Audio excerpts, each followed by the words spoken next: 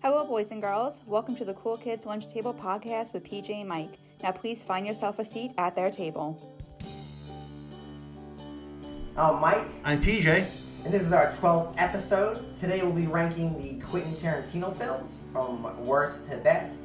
But we have our first special guest, ladies and gentlemen. It's one of my best friends, Mr. Michael Schlapp. Yo! Welcome to the show, man. Thanks for coming on. We appreciate you being here. Yeah, thanks for having me. I used to go to high school with you guys, and I never got to, interact with you, PJ. I always had, the biggest crush on you. Oh, yeah, I get it, because I'm very good looking, so it made sense. Absolutely, so it's great to be here and, relive my passions. Great, you, great. Yeah.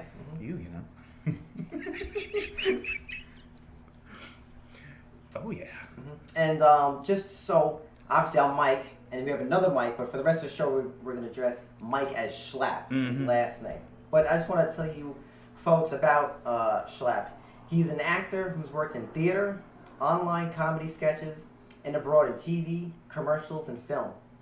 He had previously taught English overseas in Russia and has returned to American soil to continue his work both in the classroom and on screen. That's right. And he's very good looking. Thanks, Boo.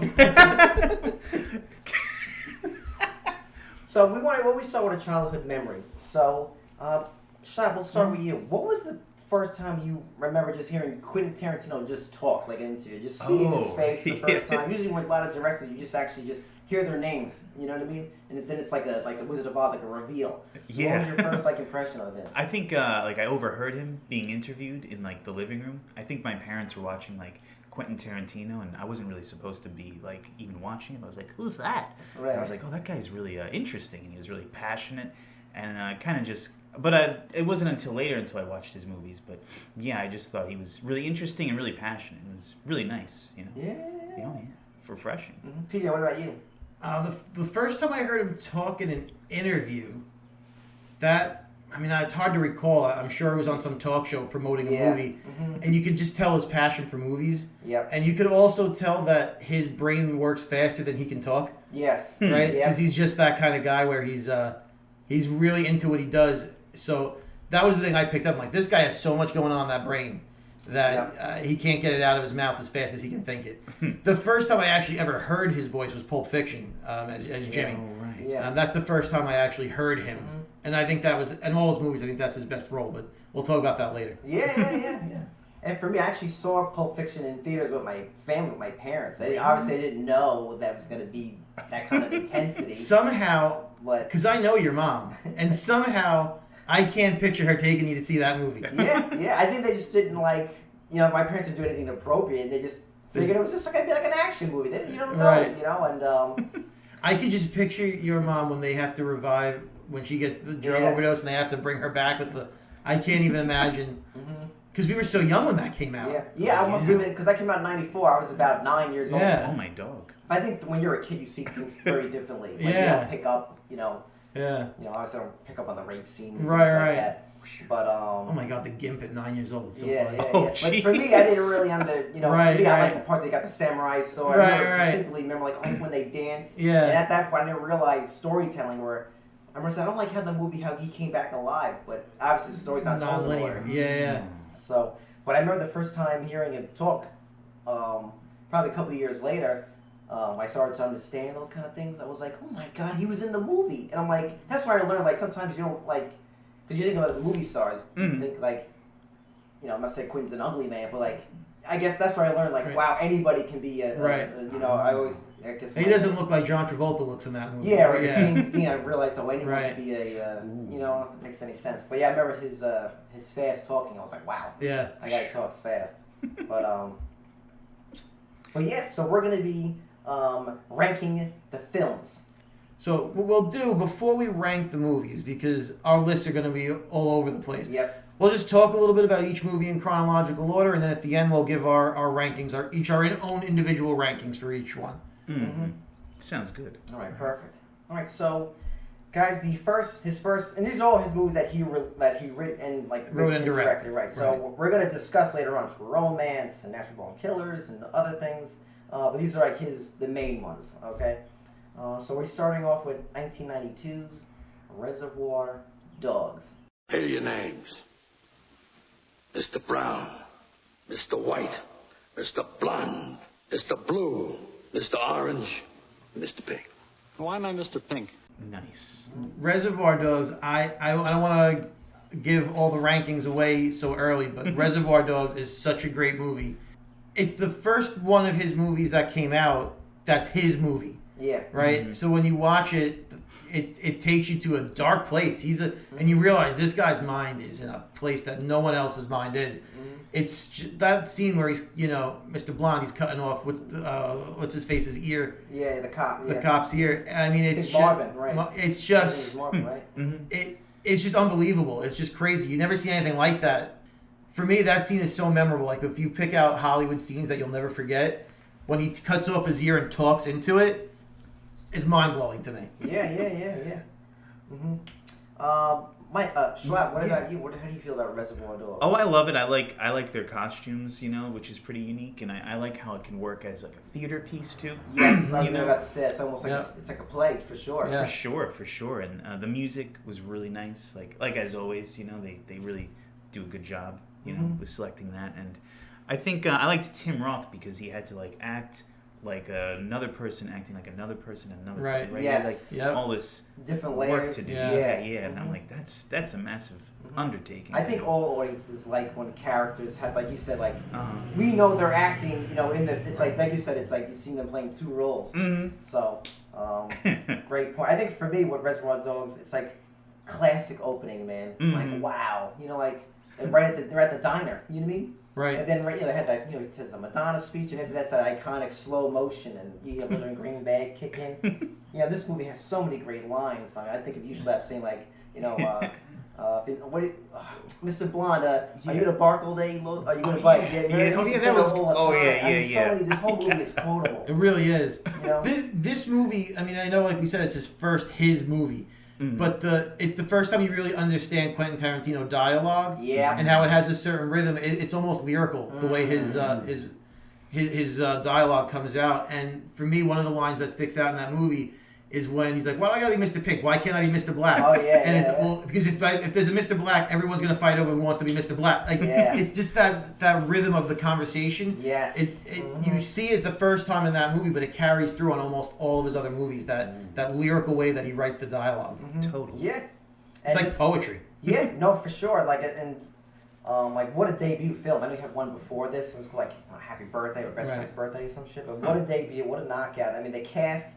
Tim Roth, awesome. Michael Madsen. You had Sean Penn's brother. Is it Michael Penn? He passed away. But he was a nice guy. Eddie. Steve Buscemi. I mean, wow. He's great. He even stole the show. But I really think Harvey Keitel this is his best role, in my opinion, of his career. And this is I'm going to talk about my favorite Harvey Keitel role in the next movie. Oh, okay. That's right. This is really inspirational for any person who wants to be a filmmaker, because this thing shows you all the blueprint. If you want to make your first film, make it a small cast, one setting, intensity, make it story driven. I know this sounds kind of crazy, movie story driven, but and it doesn't have a big box office feel, budget, sets. It looks more raw, more real. Yeah. Yep. And I think something that you guys hear me talk a lot when we talk about more of the films is this movie has what I call a very consistent tone. It never gets too off the wall. I think later it's really got a little too cartoonish, but this movie has that.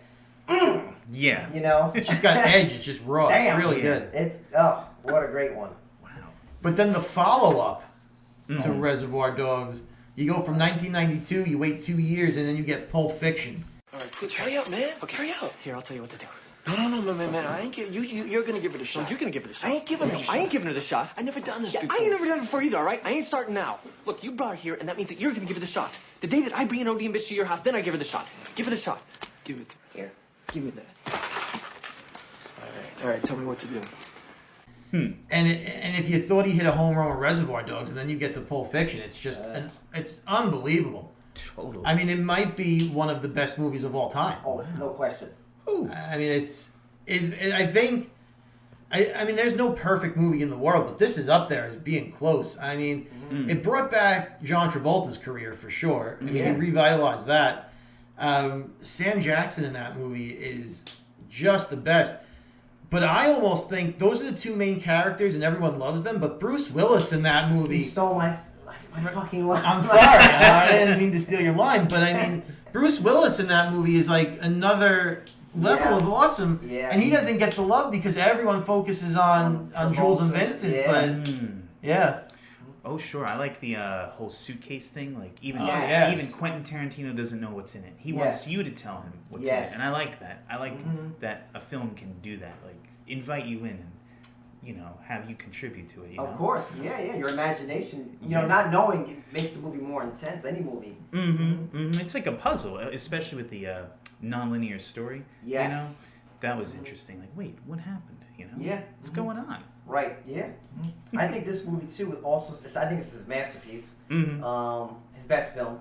I guess that's just, my guess in my Spoilers, ranking. but yeah. Uh-oh. But this movie, in my opinion, changed cinema, because movies have not been the same since it came out. But everything else, classic opening scene. I mean, Oh, yeah. Another diner They're in scene. the diner. Music is iconic. I mean, like I said, Reservoir Dogs, you had Stuck in the Middle with You. There's that whole soundtrack going. But this with the Mr. Lou, like, bam! Yeah. Oh, yeah. That theme song is perfect.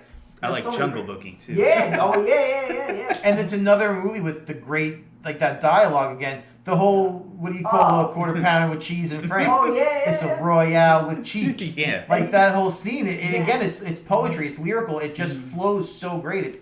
It's not just two people sitting in a car talking. There's something more to it. Yeah.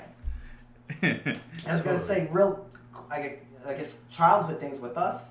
PJ used to have like a website, one of those like free ones, almost called like GeoCities. Yeah. You had your own one, and we went to it. The first song I played was like, Yeah. Salute. And then when I got really super into Quentin, I first started driving my car and all that, I used to have the Reservoir Dogs soundtrack and Pulp Fiction. And when I was in the car with Schlapp, we would always play Jungle Boogie. And, Yeah. So fun. and me being the hopeless romantic I am, I would always play Lonesome Town. Okay. It's like Ricky Nelson. So my first car was a Cutlass Supreme, and I can't think of the name of the song from the soundtrack, but that was it's the last song of the film when the credits roll. That was the theme song for my car. So, Okay.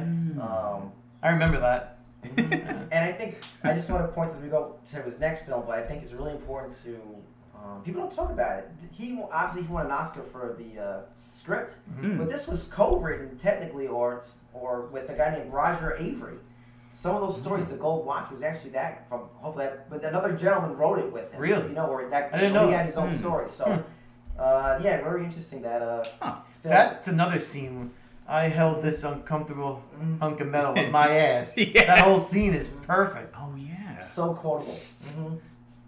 Shout out to Christopher Walken. Yes. Yes. Right. I mean, what a cast! My Yeah. God, everybody owned in that film. Damn. Wow. But, ladies and gentlemen, we're up next in 1997's Jackie Brown. So, Schlapp, we're going to start with you. Oh, sure. I want to hear your insight on this film. I'm really curious. Because you just Yeah. recently watched it Yeah, for the yeah. first time. Yeah, You just I was- popped the Okay. cherry, so For the first time? Yeah, Really? I was just like, I got to get to that. And I never got around to it. And I thought, I'm going to the podcast tomorrow. I should watch it. So it's like fresh in my mind. And it was cool, There was a lot of long shots. And it's kind of also like a time capsule, too, of that time. So Yeah. that's really neat. And it was interesting seeing Robert De Niro in that role. Because he's kind of just like a schlub. And he's usually like a guy with a lot of power on screen. Yes. And He had to hold back his charisma in that. yeah. Oh, true. And I liked Pam Grier. I thought she was really cool, and it made me want to know more about like her career too, because I know she was involved with like what do you call them, The blaxploitation yeah, films. She was that's- Foxy Brown. That's right. Yeah. But it was really cool, really simple. I liked Robert Forrester. Yes. He's great. Shout He's out. so great. Oh. Rest in peace, brother. Yeah. He's Did he die? I didn't Yeah. realize that. Yeah. Maybe like 2-3 years ago. I didn't realize Yeah. that. Oh, that's a bummer. It's hard to keep up with like celebrity If deaths. you go on YouTube and you search Robert Forster getting his role in Jackie Brown, he tells the story. It's awesome because he wanted to be in Reservoir Dogs, and Quentin said because he used to be Harvey Keitel, he used to be Mr. White's that'd be character. And Quentin says, "No, I'm going to give you a part." And like a couple of years later, he like meets him at a diner, another diner. Another diner. He goes, "Yeah, this is the movie," and it's, the rest is history. But yeah, That's awesome. Now, I love this movie, Jackie Brown. It's one of my favorites that he's made. It's based on a book written by Elmore Leonard. And I think I have it written down in my notes, the name of the book. I want to shout it out if I wrote it down. Did I write it? Yeah. I don't know if I did. But the reason I bring it up, Rum Punch is the name of the book. Yep, the reason I bring that up is Elmore Leonard also wrote the novel of Get Shorty. And John Travolta is Chili Palmer in that book. But he came out and said that of all the books that he's made that have been turned into movies, he thinks this is the best one. Wow. And he's had a bunch of books turned into movies, but this one stands out because it is just so good. And also in this movie is Michael Keaton. Yep. And he plays, I think his name was, if I remember correctly, Ray Nicoletti, something like that. Yep. He reprises that role in another movie. Yeah, he reprises that in Out of Sight. He's uncredited, but it's another book by Elmore Leonard. So even though, Quentin wrote the screenplay for the movie, and he directed it, he adapted it from this book. And Elmore Leonard's books are, if you ever get a chance to read them, are great. Get Shorty is one of my favorite books, and it's also one of my favorite movies. But yeah, I just wanted to bring that up. Like, even though he wrote the movie, it's based on a fantastic book. But the author of that book says this is his best adaptation. Wow. Interesting. Very nice. I think for me, Jackie Brown is his most underrated film. Absolutely. Great acting. I think this is one of, Pulp Fiction and this movie is Samuel Jackson's best role. I was going to say, 100%. my favorite He Sam plays role. like a real, D-I-C-K in this movie. He's so sleazy, but he's so good at it. Yes. And seeing him with long hair is weird. Yeah. And I like how this is another movie that I quote all the time. He says this great line where he's Jane Foster's in this, and he goes, "You can't trust Jane, but you can trust Jane to be Jane." I'm like, oh, what a great fucking line about people. And, Right. Oof. I really, like I said, me talking about tone, just like obviously Pulp Fiction, consistent tone. And this is, in my opinion, Quentin's last movie where it was consistent tone and getting off the wall, didn't get loony. This one was bing. And what I like about this film is, and look, I think you said the other day, Mike, it could be a little bit dry. It is. It's a slightly slow, just slight drag to it. But a lot of bands or people who make movies, whatever it is, they always say, I don't want to repeat the same thing. So, because I heard Metallica, they came out the Black Album, I don't want to make, or Pink Floyd, I want to make, Dark Side of the Moon too, or, I can't make another crazy movie. So I think this movie's very grounded. That's what makes it really work. And I think this movie, for some reason, whenever I watch this film, it reminds me of the director, Mike Nichols. That's the guy who made The Graduate, Closer. I know, Mike, that's one of your favorite, Schlapp, one of your favorite movies. And The Birdcage. The Birdcage is such a funny movie. This is also the first movie he made that has a linear timeline.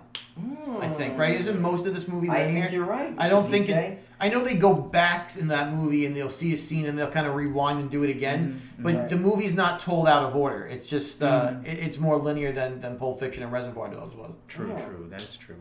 I noticed that. It's only like at the end where they just do a different point of view. Right. Yeah. And that's cool. Yeah. Nice, nice. But rolling right along. So that came out in '97, Jackie Brown, and I didn't realize this. Kill Bill didn't come out to it was like 6 years later. Wow, that's a long time. I didn't realize that. When fortune smiles on something as violent and ugly as revenge, it seems proof like no other that not only does God exist, you're doing his will. By Voicey.network.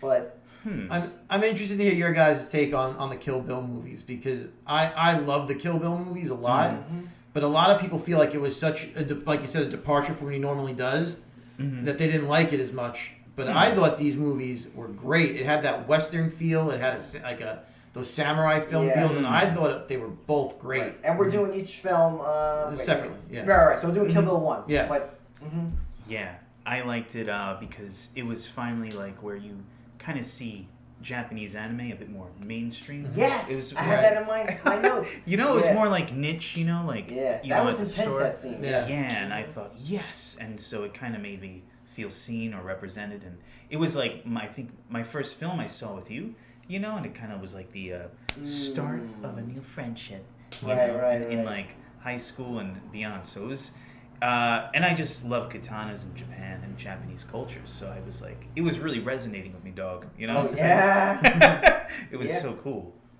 And that music, you know? Yes. Yeah. Oh, dude.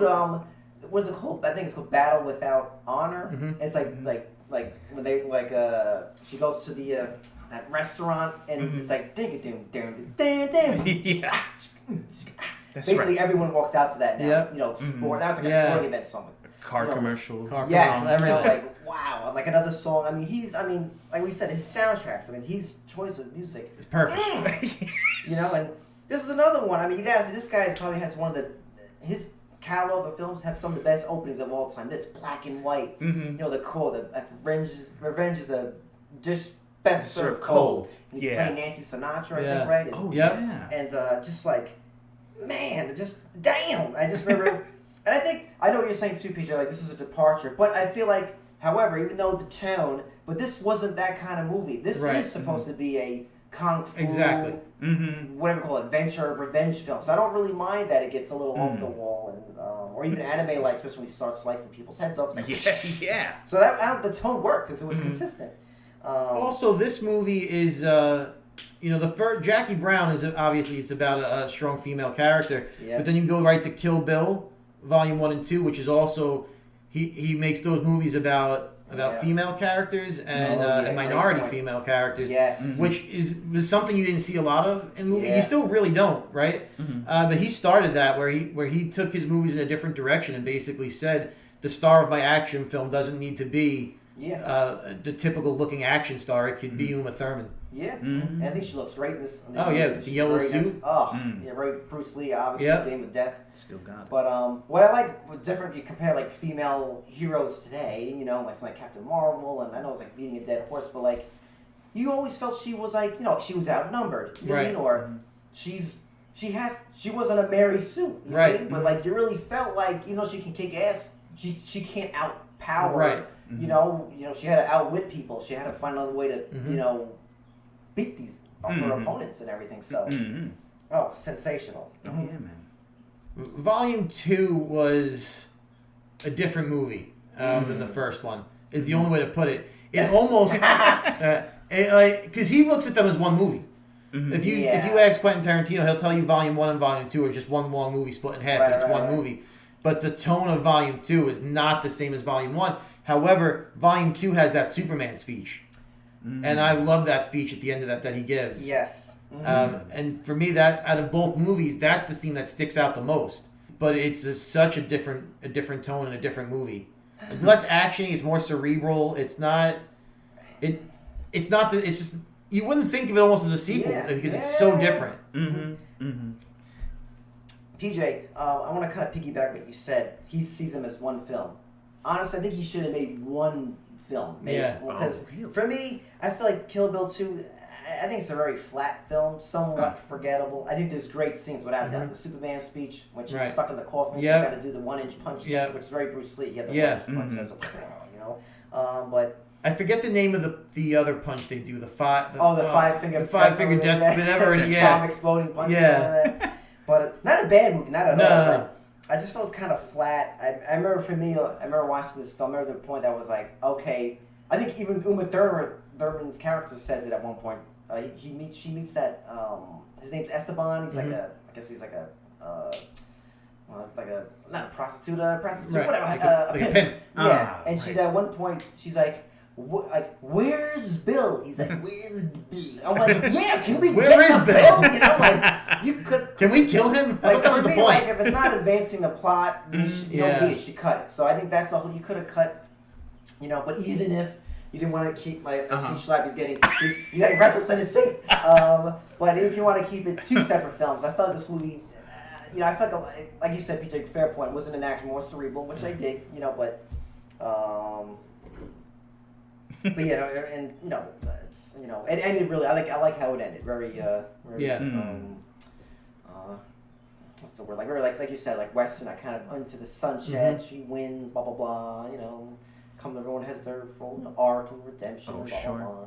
Oh, sure. So, I'm curious. Yeah, I just, it gave you more time to let them, breathe and live out their life. So I kind of like that. I liked watching her train with that guy. Because it's like, how do you know all this? How do you know how to, like, kill all these people, Right. Like, let's see more of that. So that was nice. And then I also like Daryl Hannah in this film. Oh, yeah. I loved that whole segment. Yeah. In that trailer, fighting. Right. That's tough. Yeah, that's a really great point because, well, maybe besides Blade Runner, you really see her play as a villain. Usually she's the bombshell, so for her to play like a real bitch, she was always obviously very jealous of Uma Thurman. She really wanted to be, carrying Bill's, main squeeze, and she had to always feel like second place, second fiddle.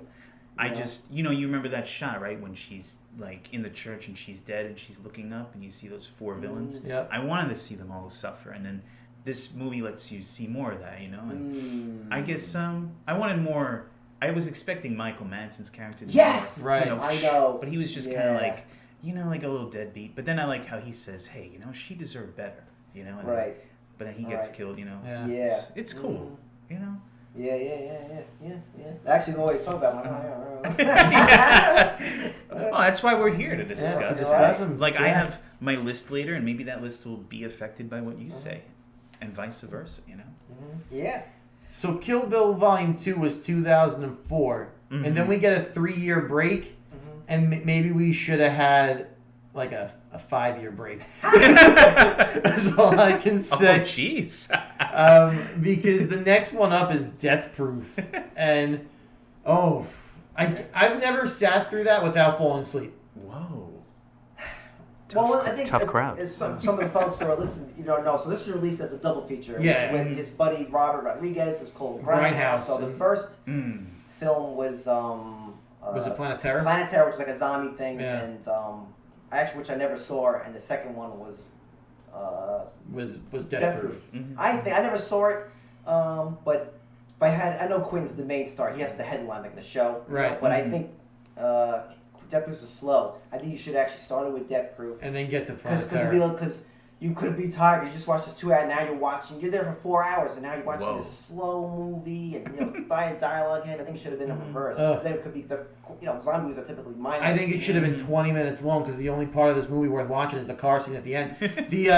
I have the only thing I will say about Death Proof is there's a couple of scenes in that movie, and I have some notes on it. What I wrote is that it's very boring. It's very long. I fall asleep each time I watch it. There's weak character development. Tarantino himself calls it the worst movie that he's made. Oh, jeez. Yeah, but that being said, there are some positives. The look of the movie is fantastic. It has that gritty feel. And that's not something they added in post. They actually physically scratched the film to give it that look. For the first half of the movie, anyway. But there's a line of dialogue in that movie that is the only part of the movie that's perfect Tarantino. And that's like, if you remember the movie, what's her name? Jungle Julia. Jungle Julia. She has the radio show and she talks about her friend Butterfly. And I know where you're going. Right, and they have to give that I forget the speech. It was like a poem. It was like a poem they had to give. I can't think of the guy's name. Is it Robert Frost? Yes. Yeah. Oh my God, PJ. Yeah. Damn. Yeah. They have to do the Robert, but then she says, and it's the most Tarantino dialogue in the movie, where the idea is that someone that's going to come up is kind of cute, kind of hot, kind of sexy, hysterically funny, but not funny looking. It's the kind of guy that you could fuck. Is the line in the movie, and it's the only part in that movie that has that poetic, lyrical dialogue. The rest of that movie doesn't have that for me, and none of it feels like a Tarantino movie, and it's, again, look, I think you said it earlier, his worst movie is going to be someone's best movie, but this is his worst movie. I don't know if he did it as a favor, because it was not, it just doesn't live up to any of his other movies, in my opinion.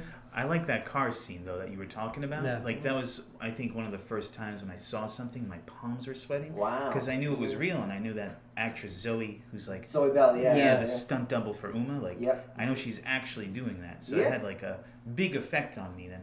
kind of just washed away all that negative stuff. Right. Yeah. But I see. But yeah, that was pretty cool, and I just liked the whole idea of being in a car and you're gonna die. That's scary. Yeah, you know? no, of course, yeah.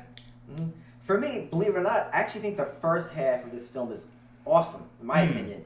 I think it's, like you said, it's gritty, it's just kind of weird, you know what I mean? Then you meet Stuntman Mike, Right. And it's like, you feel him, he's very Predator-like. He's like a Predator, that's what he is. He gets a hot chick and then he puts him in this car, and he has him sit on the toilet seat, basically, and he, runs into shit.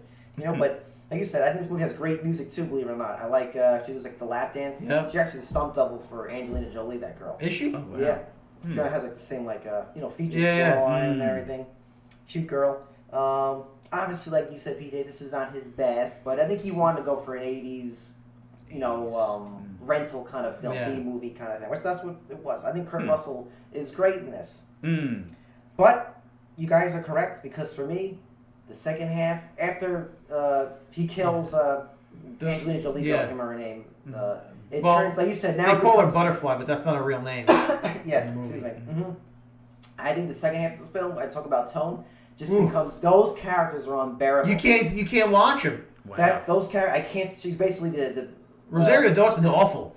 And she's such a great actress, and she's the waste in this movie. Yeah, she's hit or miss with her. I guess you said it best too. Sometimes you can't make a good script. You can't make shit good. Yeah, that's what it hard. is. And I think I don't know the girl's name. She's basically the female version of Samuel Jackson. Yeah, overacting. I just thought it was. I didn't like the tone. And the other girl, the cheerleader girl, is a waste. They just at some point they forget she's in the movie. You just don't see her anymore. Yeah, but for me, just.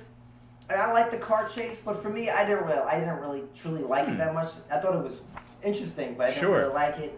I didn't like all of a sudden Stuntman Mike became this pussy. Yeah. Just like, is that crying? I'm like, what? And I just thought the second half of that, for me, that became too cartoonish. That's Tarantino at his worst. That second half of his film is dumb at his dumbest. Yep, I agree. But moving right along, guys. So that was in. So 2 years later comes. I think it's glorious, but it's called Inglorious Bastards. So I actually saw this film in theaters with Mike, and I gotta say, this is I think probably his best opening of a film ever. I think it's the one that made the most money. I remember sitting in the theater, I was like shitting my pants. When Christoph Waltz, and at one point he like, it's okay if I smoke, comes out with that wacky pipe. It was like kind of like almost like breaks the tension to a degree. Can I have a glass of milk? And they're underneath the floorboards and the music. I remember just, oh my god! And I remember that one point when the soldiers come in, they shoot, and I don't know the actress's name. She's running away, and he just. I think he's going to shoot him, but he puts his gun down. And I don't know what he says. He's speaking in French, I think, or German. He's like, shut it! But the way he says it, I was like, whoa! But this is one of his best films, man. It's funny you should say that, because this is actually one of the movies of his that I like the least. Oh, what? Yep. What? I know. Goodbye. Hold me back. I know. Look, I'm not saying it's a bad movie. No, I know. I'm not saying it's a really good movie. But it goes back to something you said earlier, where all of a sudden his movies in his later career become a little cartoony. Yeah, that's in It no longer feels. I think Quentin's at his best with those kind of gritty crime-esque movies. Your Reservoir Dogs, the Pulp Fictions, and the Jackie Browns, right? This movie, and to your point, even kind of the first half of Death Proof. Right. But this movie doesn't feel like Tarantino as much to me. And I liked it. I'm not saying I didn't like the movie, but it's not one of my favorites because I don't think it's the tone that he's the best at. And for me, and I think it was what's his face? Brad Pitt is in that movie. Yeah, I know you're gonna say and the accent. The accent kind of takes me out of it. But that's not the right character for Brad Pitt. Brad Pitt for me does his best roles when he's very like a cool person, like when he's a Tyler Durden or he's I can't remember the character's name in Ocean's 11, but he plays that kind of cool, like chill, calm, like his character in Once Upon a Time, had like Cliff Booth. I know I'm skipping ahead, but that kind of coolness too. I didn't feel like that was the right character for Brad Pitt. So some of those things took me out of it. Christoph Waltz, though, He's a fucking man. Scene stealer. Best. He's He great. won an Oscar. He won a fucking Oscar. And he deserved it. He deserved it for sure. But that's kind of my feeling on that. Is I think there were some choices in that took me out of that movie. So I don't rank it very high on my list. Damn, tough crowd. Schlapp, what about you, man? Well, first of all, to help the actress Melanie Laurent. Yo! Oh. And then he says au revoir, Shoshana. Oh, Look at this guy. It's Can you speak that again? I like when you sound like yeah, French. say it. Au revoir, Shoshana. Yo! Right, so what does that translate? What does that mean? Like, Oh, just goodbye, Goodbye. Shoshana. You oh, know. okay. Ah. Yeah, and well, I liked how he actually used proper actors of the language, you know, so Yes. it felt more authentic, Right. which I like.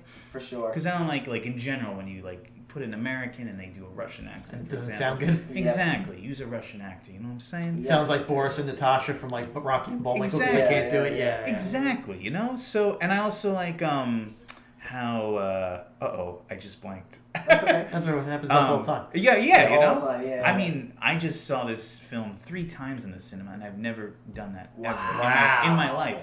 Because I'm like, okay, I want to see it with my friends, then I want to show it to my other friends, then I want to show it to my family. You know, like Right. I want to Right. experience it with Really? them. That big of an impact for you? Yeah, it's Wow. just crazy. Well, I'm on the opposite end of that spectrum. Wow. Oh yeah, and you know, it was like the first time I realized, oh wow, you can see like style, and that's what I really loved about Quentin. He has a style, Right. You know, Yeah. and I Yes. dig Yep, that. that's fair. I dig that, and yeah, I think I guess that's it for now. Yeah, you know? yeah, right. I Well, could go on. You yeah, know? but for me, like I'll say the things I love about this film. Like I said, there's so many intense scenes. I said the opening. Another one was when Melanie Laurent, she's in the restaurant, and then Christoph Waltz comes. You know, she orders dessert. He orders dessert. So good. I remember the whole audience. I saw you, Schlapp, where everyone was like shitting their pants. Another scene always reminds me. Schlapp reminds me, as an actor, reminds me of Michael Fassbender a lot. Oh yeah, Okay. put him on the map. That put him on the map. Yes. And that whole scene of them in the underground bar, whoa. Oh yeah. Wow, I'm getting chills right now thinking about it, no joke. I'm getting teary Wow. eyed. Wow. And I love the music. I have a bunch of songs from the soundtrack, you know. Yeah. But for me, like we talked about, like I said, in the part goes the bear Jew comes out with the baseball bat. I use that line all the time. Like when Brad Pitt goes, "You have a man who wants to die for his country, oblige him." I'm always like, and he comes out, you hear like the he's cracking the bat. Whoa, you know what I mean? But for me, the thing that where I feel like it takes a big change of tone is when they're actually at the movie theater. Yep. And then Christoph Waltz gets captured. I can't remember exactly right now. He gets captured, and he was this really intense guy. And then when he's making his deal, whatever, with Brad Pitt, he's like, "That's a bingo." Like for me, I'm like, "Oh God, he turns to Super Mario." And for me, it kind of took it out. And when I want Hitler to die, but I almost kind of want him to get away. Because at that point, I really thought it was historic. I know it is historical fiction, but in my mind, I kind of wanted him just to get, maybe Christoph. I know at the end he carves his head and the other guys he kills, but for some reason, I don't know. That's me just being like weird in my head, I liked how the justification for like the killing Hitler is like my characters didn't exist back then, but if they had existed, then this would have happened. And I think that's interesting. Right. You know? Hot takes. Right. I like it. Great. So, folks, after that, so that was 2009. A few years later is Django Unchained. The D is silent.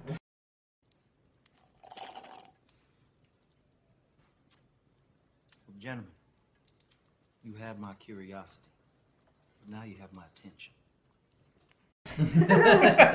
So, Mike, what's wrong with you, my man? What'd you think of Django? Oh, it was pretty. It's funny, I know it's like a revenge, but it's comical. It's definitely one of his funniest. Yep. There's so many funny lines in here, man. I quote this all the time about it. I mean, it helped make the Leonardo DiCaprio meme. Yep. Oh yeah. It's pretty cool. Yeah. And then I think it's just cool how Jamie Foxx is a triple threat: dance, sing, and act. It's so cool. Man, he is. I think this is Jamie Foxx's best role. 100%. 100%. And I love Django Unchained. I think it's such a great movie. I think For some reason, I don't think it gets enough love. No. I think the love that Inglourious Bastards gets really should go to Django Unchained. Oh, yeah, that's interesting. Yeah, I think they're on par for me. I think they're both equally really well. But this movie doesn't get enough love. For no, sure. it really doesn't. I just think, it's incredibly well acted. I think it's. I like it. I think, like you said, it's very funny, and it's a movie that you wouldn't think should be funny, but somehow it works. Yeah, that's so true. And and this movie came out. And obviously, he's a freed slave. He's trying to find his wife, the whole thing. I think this movie being so successful is also why you get to 12 Years a Slave a few years later. Because then you kind of see, you can make a movie about slavery that's not taboo and not something you don't feel like you're allowed to watch. That's a very intense movie, too. Yeah. And Brad Pitt's in it, too. And Brad Pitt's in it, yeah. It's like a cameo, more or less. But I think Django Unchained helps you get to movies like that. Yeah. What do you think of this? Like when DiCaprio's... He's like making his speech, and then his hand bleeds. Yes. And you know how it's like actually real, like that actually happened, and he actually smeared blood on her. I just thought like I don't like in movies like especially like if we speak about Scorsese films where like he's like, you know what? Instead of pretending to hit me, why don't you actually hit me? I feel like if you're acting, you should act and not like hurt each other. I think that's my only pet peeve. Yeah. That's fair. Protect actors. That's Yeah. That's because you don't want to get punched. That's right. I think it comes with. Exactly. I think for certain scenes or certain actors, they can't. Yeah. It's hard maybe to look surprised or without actually happening. You know what I mean? But for me, for Django, I think this is, like I said, one of his funniest. I love the music. Yeah. The part, I think it's like this movie, and actually one of his few movies that maybe besides Jackie Brown has real romance. Like when you saw them reunited in that bedroom, girl. Nice. It's a very beautiful song before she. Until he reveals himself. It's actually in Italian, but I had this song. It's so beautiful. And guys, I can't believe we talked about Sam Jackson. This is probably one of his best movies too. Absolutely, he was a real DICK, and he was great. He was a real. You think Leo is? He's really the real. Yeah. But he was so great in that role. Yeah, because that movie, obviously, that movie has a lot of layers too. Like, because you obviously have the black-white thing, but also kind of what they call that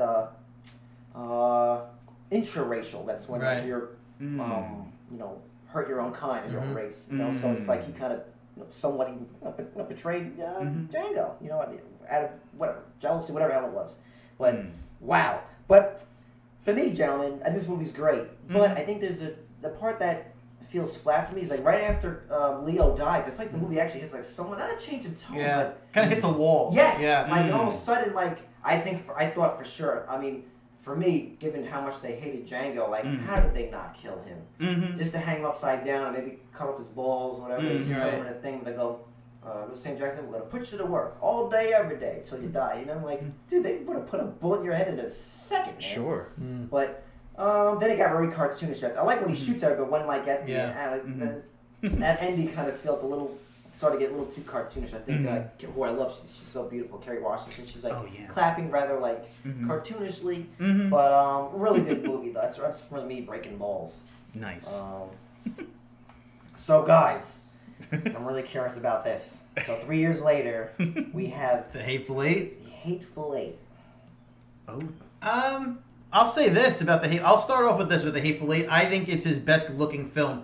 I think the cinematography on The Hateful Eight is great. It definitely looks the best. I took a couple of notes on this one. I did like the movie.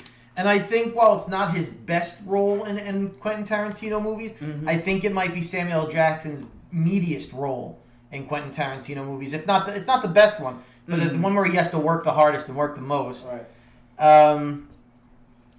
I think my biggest struggle with it is when you watch that movie, it should be a Western, but it's not a Western.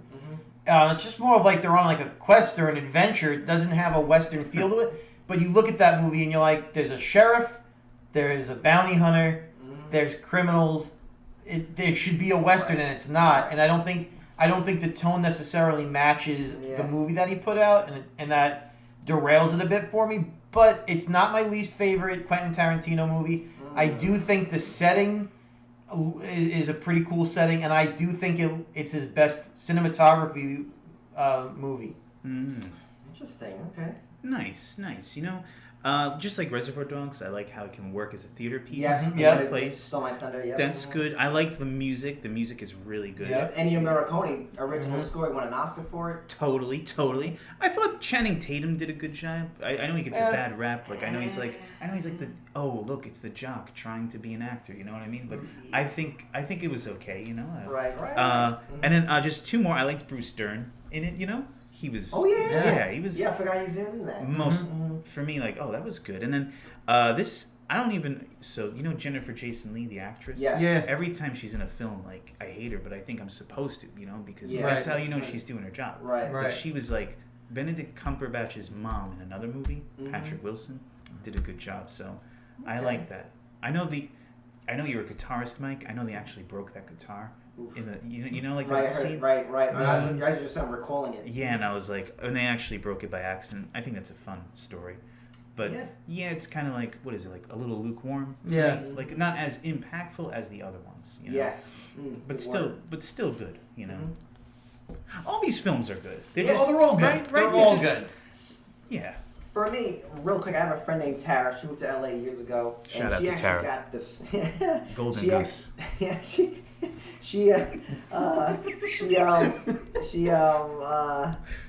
She works in film. So she works in the industry, and I could have gotten the script before it came out, but I declined to read it. So that's extremely. Is she the reason why he almost didn't make this movie? Yeah. But That's right. Yeah, because it got leaked and he almost didn't make it at all. Wow. Yeah. But for me, I think this movie is a dud. I actually hate this movie. I think it's very, very forgettable. I mean, the movie's called A Hateful Eight. I think you're supposed to hate all the characters. Yeah, I think you are definitely too. did. I hate all of them. There's not a character who I'm rooting for at all. There's not many memorable lines, you know. Channing Tatum, I think he's a nice guy, but I don't think when he came into the film, I was like, it was just making me hate the movie. I remember in the theater, I was getting very restless. I'm like, it felt long. I'm not sure how long this movie is, but it felt. I think it's like 2 hours and 45. It It's feels around long, that. It's close to man. 3 hours. Woo! And like I said, this is the most forgettable film. I think no one talks about it for a reason. You guys are gonna hate my comments on the next one. So, but that's it. But PJ, what am I? We have one more movie. I know. Oh, we're up to that already. We're up to Once Upon a Time in Hollywood, and I'm gonna start this off. I don't like this movie. It's boring as fuck. Yes. What do you? Yes. I mean, I'll say this: Brad Pitt is great, but if you take him out of the equation, that movie is terrible. It's boring. It's long. It doesn't feel like a Tarantino movie. It thinks it's interesting, but it's not interesting. No. Oh my! I mean, it was a miss. Like when I saw that movie come out, and that was around the same time. He's like, I only got one more movie in me. I'm like, thank God, because the more. Because I love Quentin Tarantino movies, but I don't want to see him like ruin his legacy with these last. Because the Hateful Eight, like I said, I like that movie. I like it better than this one. Wow. I like it better than this movie, but it's not great. And I mean, we hit the middle of his career with Death Proof, and it's like a downward trend. Let's just end on a high note. Like, let's get one more good one. That was a struggle for me. Other than Brad Pitt, I don't have a single thing about that movie that I would say is. But what Brad Pitt and Margot Robbie is super hot in anything she's in, so I'll watch her read the phone book just to look at her. You take those two things out, that movie's got nothing. It's got nothing. Yeah, I just thought there's too many characters, you know. So many. And then there's also like all these references that I don't understand, you know, like to other films. It felt like I hadn't done my homework. Yeah. You know, it felt I agree. very much like a film for Quentin, and that's okay. But it just wasn't a film for me, you know. And I agree with you. Yeah, and I was just like, I liked Brad Pitt, and I know there's a lot of complaint about how there wasn't enough Margot Robbie in it. So you know, and I feel like he went a little too hard on the foot stuff. Oh, he sure did. You know, it's like he realized that everyone knows that about him now, so he had to really give you some feet. Yeah, but I liked Leo and Brad. Like I thought they did great acting. Margot too, and that was cool. But yeah, just it doesn't do it for me like the others. You know. I agree, guys. Oh, sorry. I think this is definitely his most overrated film. Oh, for sure. And this movie felt fucking long. This movie could have been edited down. There's so many. So much. Because here's the positive. I think Brad Pitt's awesome. I think Leo does a great job. I like their dynamic, you know? Yeah. Obviously, the best parts of the film is when they go to the Manson ranch. You know, everything with Manson is great. That stuff works. But there's a scene where Leo talks to a little girl who's an actress outside of him. Awful. I think There's the so movie many is still dead going scenes. on. Like, I don't think it ended yet. I think I just left the movie 12 years ago and never came back. Like, it's Right. that long. Wow. Yeah. It's like, it's got to be 4 hours. I don't know. It's long. Yeah. And it's not interesting enough to be that long. Yeah. It's very pretentious. Yes. And It insists upon itself. Like, I don't know. I don't know. And people love this movie. They swear by it. Like, once upon a time in Hollywood. I think they like, because I think they love certain scenes. There's great Yeah, scenes. but- There's, you know, like I said, the ranch scene is the best scene in the movie without a doubt. The Sure, ending there's is good awesome. scenes. Yeah, but They like three the cars. scenes can't make a good I movie. agree. I agree. I do think the movie's the music. I'm sorry, is great though. Yes. You have the Stones Always. at the end. Always all that's great. great. And I just want to bring this up because I'm a really big Bruce Lee fan. Oh, Schlapp. right. That is, Okay, yeah. So I think if Bruce Lee was alive, I think he would have laughed. You know, Yeah. obviously you said before, Schlapp, like how like this is his universe. Right. Obviously, Sharon Tate doesn't. Right? Yeah, Sharon Tate. Yeah, right? Sharon Tate. She's I'm getting mixed up with Sharon Stone for some reason. She doesn't die. Obviously, she lives. Right. Which is nice. But when that happened in the movie, like I feel like obviously this is where we start getting when Quentin starts to get a little too cartoonish in that scene, and even at the ending, I thought the ending was funny. There's a blowtorch, you know, the flamethrower, whatever it is. Yep. Like we said, his most overrated film. Oh yeah, I think I liked just that take on Bruce Lee because he's always like honored in such high regard. So I thought, okay, that's interesting. And I also, I forgot my other thought, but yeah, yeah. Do we want to touch on those other movies now, or just go straight to our rankings? I think we quickly talk about his other films. So I don't know the order when they came out with, but we start off with True Romance. Yeah. We wrote this. I think he sold this so he could make so he could fund Reservoir Dogs. Yes. It sounds like, when you watch it, True Romance sounds like a Tarantino movie. Yep. Amazing cast. So many goddamn great scenes. Tony Scott made this, the same guy who made Top Gun, but he also made another movie that I recommend you check out. It's called Unstoppable with Denzel Washington. That's a good movie. Chris Pine. Yeah, great movie. Underrated movie. Great action film. Watch it. It's a great movie. rental. Watch it. It's great. It's a great film. But I love the music. He's a comic book guy, Christian Slater. Yep. He loves Elvis. I mean, what a great cast. Great music. Yeah, absolutely. I don't know what to say. There's so many memorable lines. I still use all these lines in my regular vocabulary. It's really it's top notch. Yeah. So what about you? Just two like scenes, like the Gary Oldman scene was really funny. Oh yeah, he plays Draxel. Yeah. Yes. And then the James Gandolfini scene was really Also cool. great. Dude, I remember when we watched it. Oh, Patricia Arquette. Yeah, that's right. Yeah. Oh, Alabama. Mm-hmm. Woo! Stabbing him She's with making the a little, forming a little rock in my. That's Arkansas. I don't know the capital of Alabama. But yeah, she was. Woo, she's a smoke show in that, man. It's just her voice, her energy, and damn. You got to talk about Natural Born Killers. Natural Born Killers. He wrote it, but then they took that movie and it stops being a Tarantino movie because he gets a story credit, but they changed that whole thing. It's not even him. It doesn't feel like him or sound like him. And I do enjoy that movie. I don't think it's a bad movie. It's hard to call it a Tarantino movie. So if you're familiar with the Oliver Stone movies, all of his movies are going to have some kind of political message or edge. One of the things I learned about him a couple of years ago, if you guys know, he never storyboards his films, which I think you can kind of tell. His films always has somewhat of a maybe chaos. Yeah, they're disjointed. Yes. So, but I think that's what keeps maybe his movies a flair. But I love Natural Born Killers, though. It's a good movie. It's just hard to call that a movie written by him because it doesn't feel anything like what he's done. Woody Harrelson, perfect for that role. Julia Roberts, that was when she was like great cast. Great cast. You know what I mean? Robert Downey Jr.'s in that. Oh yeah. There's not many people in that movie. Oh yeah. Great casting. Stuff. And I think that's all of this. There's another movie that it's really a segment. Yeah, I actually never saw it. 4 Rooms. I've never seen it. I saw it. I've seen it. Have you seen it? Just clips. It looks really like more like a comedy, right? Yeah. So where's my notes? Just real quick. Okay. So long story short, folks, 4 Rooms. If you want to watch it, watch it. So 4 Rooms is basically 4 directors do 4 different scenes, and Tim Roth takes all place at a hotel, and he's the bellhop. Right. So, the best scenes in the film is Robert Rodriguez's segment where it's about 2 kids, and then I don't forget what they do, but I guess to Quentin's is the best scene. I think it's really worth checking out. It's only maybe about 20, 15 minutes long. I think it's check it out. It's actually based off a short story, I believe. So just to I think it's interesting, and I don't want to spoil it, but long story short, Bruce Willis is in the scene. Anyway, they call Tim Roth to the hotel room, and they go, look, we need your help. We need a block of wood, 3 nails, a ball of twine, a bucket of ice, a donut, a club sandwich, and a hatchet. So basically, just for our audience, just to make life easy. So let's say I'm the bellhop. I'm Tim Roth. Mike, you are Bruce Willis, and PJ, I don't know the character's name, but you're the other. You two make a bet. Schlapp, you bet PJ that he can't light his cigarette lighter 10 times in a row.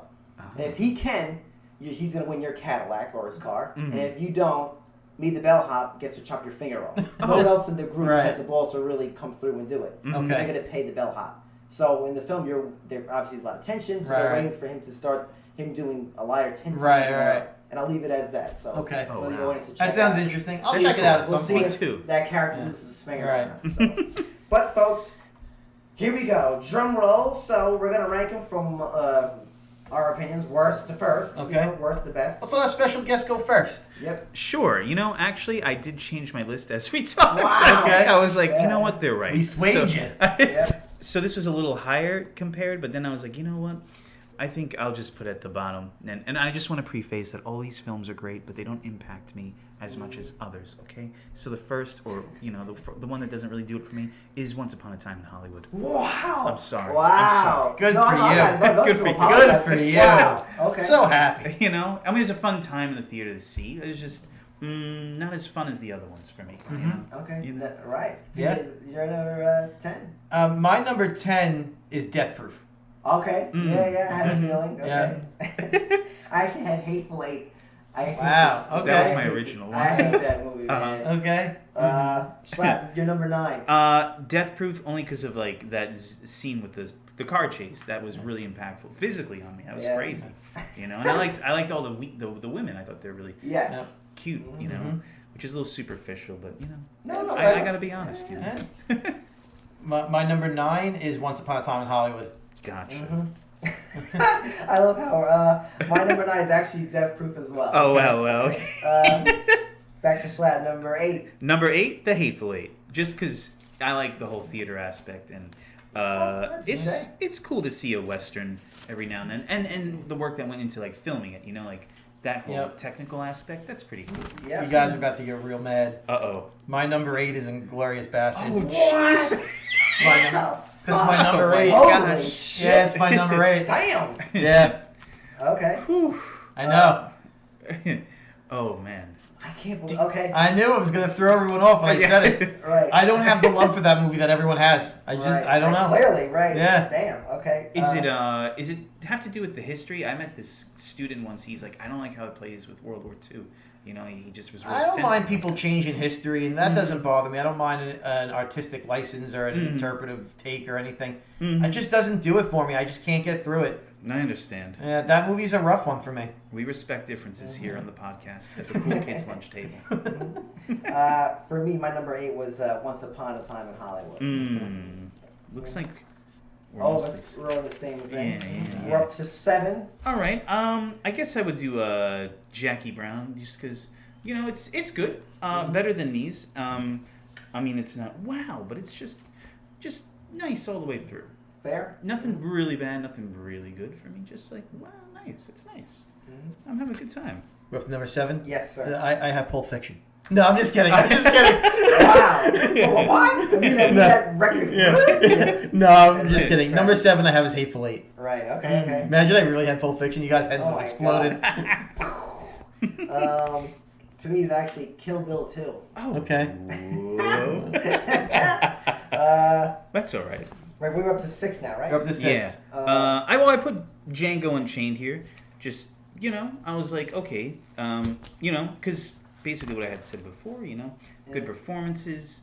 That blood incident kind of made me upset, you know, for the actors, but you know, a little cartoony. But it was also nice to.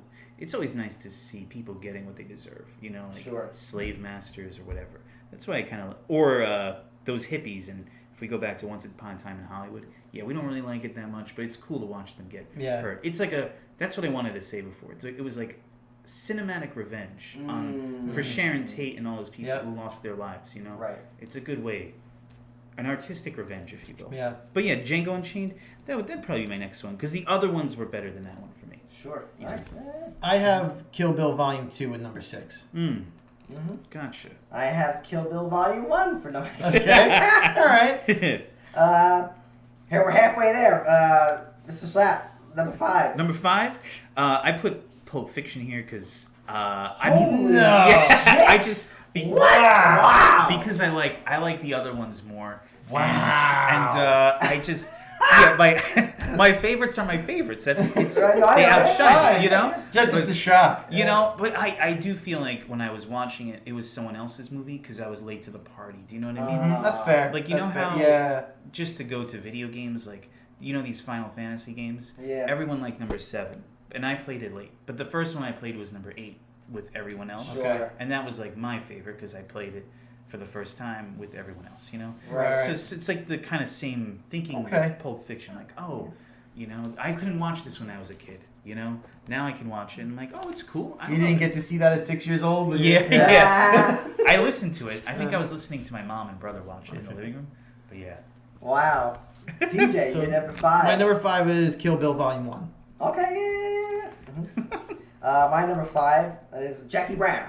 Okay. Oh, wow, nice. I like how it's up there, you know? Yeah. I guess I'll just say, like, the next ones are Kill Bill 2 and then Kill Bill 1, just to get the 4 and the 3. Because, you know, they were like... What was it again? I'm sorry. Kill Bill 2 and then Kill Bill 1. Gotcha. So that's your 4 and 3. That's my 4 and 3. Sorry to skip the order. You know? So, yeah, that's fine. My number 4 is Django. And I'll give you my number 3 also is Jackie Brown. Actually, just to go back with my number 5 real quick with Jackie Brown, I think it's fitting I have it as number 5 because that was his turning point of this film. Okay. In terms of, that just happened. I was thinking about that now. But number 4, I put Django. All right. Number 3, I put Inglourious Bastards. Wow. Nice. Number 2, Reservoir Dogs. Same. Nice. That beats Reservoir Dogs. And number 1, I had Pulp Fiction. I also have Pulp Fiction. What did you have as number 1? Inglourious Bastards. I knew it. I knew I was going to do that. Right. So cool. All right. Nice. I like Michael Myers in that for some reason. Oh, yes. When he just appears out of nowhere. Operation Kino. Yep. Paris is where it sizzles. Great stuff. Fantastic. Really good. Wow, we did it. We got through a whole 10 movies. Yep. So, Oh, yes. We have a Pop quiz, boys. Oh, welcome to quiz. You're going to be late to class. Uh-oh. So here is a pop quiz I derived. And, you know, you could do like 3 out of 5 or 5 out of 7. Okay. You know? So, okay. First question. Do we have to ring in first, or do we just... You could tap All right, the I'll tape. tap in. That's what I'll know? Yeah, Okay. yeah. And, you know, I'll signal who can go Okay. first, right? All right. So, which movie franchise does Tarantino want to have a hand in directing? Yes? Star Trek. Maybe, but there's another one I have in mind. I think I know my second choice. I'll let you go, though, first. I was going to say Star Trek. Oh, what do you think? James Bond? Exactly. I didn't realize that one. I was going to go with Star Trek. What must you not have on set if you work on a Tarantino film? All actors can't have this on film. I want to say I think I'll take... Yeah, go ahead. A cell phone? Exactly. Okay. Doesn't like it. What's allowed on set, but you will be shamed for doing it? There's a wall of shame of you doing this. Oh my God, I know this. You know, it's like I don't know. Oh, I know it. What is it? Sleeping? yes. Oh, wow. There's Napping, a wall okay, of shame of you napping with a phallic piece of something Yeah. that he does. What was a crime Quentin Tarantino was arrested for in his youth? He's only committed one crime. Is it shoplifting? Yes. Oh, That's right. I know Nice. when they were making Reservoir Yeah. Dogs, they'll have like their Yeah. table reading. They over arrested for something at Yeah. one point. And I thought that was great. Nice, PJ. What band thanked them on their album? Yeah. A band thanked Thank Quentin? Yeah, like they, you know how in albums they have like thank You got the liner notes? Yeah. I think I know. I could be wrong though. Go ahead, give it a shot, kid. Is it from Kill Bill? The 5, 6, 7, 8? Those girls? We have to go a little earlier. Oh, okay. I believe the year was 94 or something. Oh, wow. Somewhere in the early Early to mid. Who would have had a movie in '94 that would have thanked him, or an album in '94 that would have thanked him? This band, I don't know if it has anything to do with the films. Like their They music just like his. or they had maybe a relationship with them. 90. This is a band Mike likes. I was gonna think. I'm gonna take a guess. Sure. Is it Tool? No, not Tool. How could I I say? like Bill Hicks, Same thing. I want to say the same genre. I could. Same genre as Tool. Possibly. Like we are talking about a rock band, right? Yeah. And this band, you think early '90s. Who was early '90s? Oh yeah. Not Pearl Jam. Right. Yeah, not Pearl Jam. I wouldn't see it being Nirvana either. Yes, it's Nirvana. Is it? Yeah. Wow. All right. I'll take the win. In utero. I'll take the W I for can't guessing believe this. that. I'm a giant Nirvana, but I can't believe this. Oh yeah. Wow. That's good job. Good job. Now the next one. So where does Quentin Tarantino live? He splits his time between two places. California. That's one. Mm-hmm. And the other, yes. France? Yes, it's a different country, Okay. of course, but a little more east than France. Is it Spain? More east. Portugal? More. I don't know if I'm going east or west right now. If I go. Right. Oh yeah, I think you're like on the same. Yeah, I think the same. Longitude. Yeah. Think about this place has a wall. China? This wall cries. Wall of Tears. Is it Germany? Denmark? Berlin? It's. Well, how do I say it? I mean, there's a lot of walls in the world. That's Schlapp. true. I don't know. That's I true. mean, This is a big. People go to this wall to touch it because of Israel? religion. Yeah, that's His wife right. is Jewish. Yeah. Okay, that's So it. he splits. So we got one and I'm one. like, Trump didn't get to build that wall. Where does he live? That's right. Oh shoot. Hold on. This last one. Oh yeah. What's Quentin Tarantino's favorite film that he has made? Like he used to think that I love all my films equally like children, but recently in the Stern interview he says, you know what? I thought it was Jackie Brown. Ah. But I don't know if that's the right answer. But for some reason, I feel like I heard him say that. I think it's Once Upon a Time in Hollywood. That's right. According to an interview he did with Stern. And that's it. So you got 5 and you got 3. So Nice. Mike wins. You want to know what the prize is? Yeah. If you can't see, we just kissed. It was hot. I'm not gonna lie. But that's about it, folks. So if you enjoyed our special guest Schlapp, he's going to be here next week when we talk about the Teenage Mutant Ninja Turtles. We'll talk about the films, Oh yeah. the comic books, the video games, all of that. Cowabunga. Mm-hmm. So, Schlapp, thanks for joining us. My Love pleasure. Your lists. Thanks. We'll see you next week. Yep, same time, Sure. same table. That's right. I love. Boys and girls, lunchtime is over. Please visit PJ and Mike's website, coolkidslunchtable.podbean.com for more information. Follow the boys on all social media apps. Just search Cool Kids Lunch Table Podcast. Now get to class before you get detention.